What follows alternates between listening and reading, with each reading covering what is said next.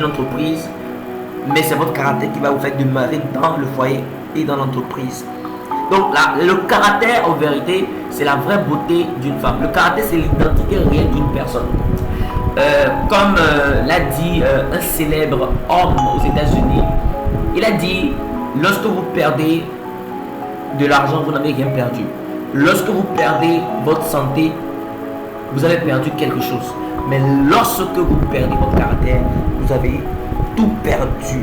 Donc il est très important de comprendre que le caractère est la résultante de votre vie.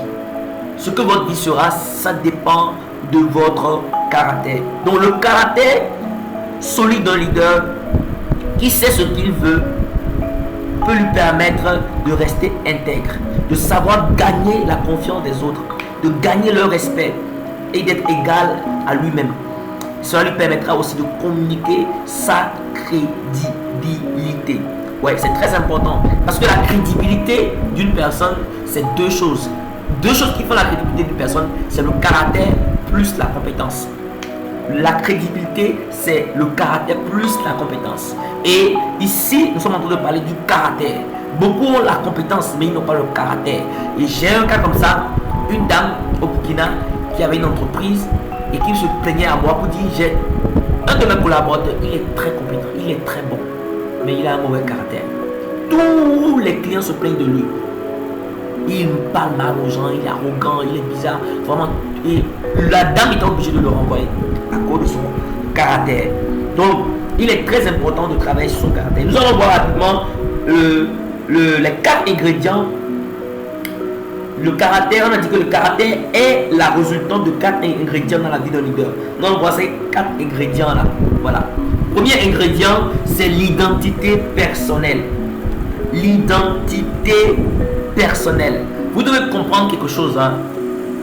Le poisson ne peut pas vivre sans l'eau. Vous êtes d'accord avec moi? Le poisson a été créé pour rester dans l'environnement de l'eau, pour pouvoir développer ses talents, ses capacités et d'être épanoui. Également, l'oiseau a été créé pour développer ses capacités dans les airs, naturellement.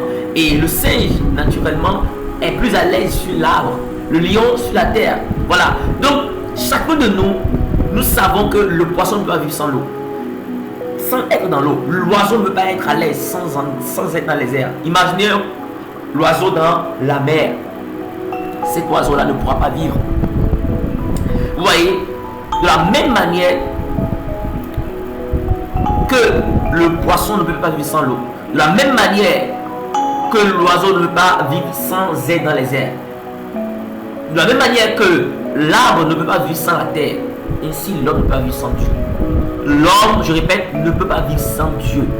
L'homme ne peut pas vivre sans Dieu parce qu'il a été créé de lui. Il est la créature qui est sortie du Créateur. Donc la créature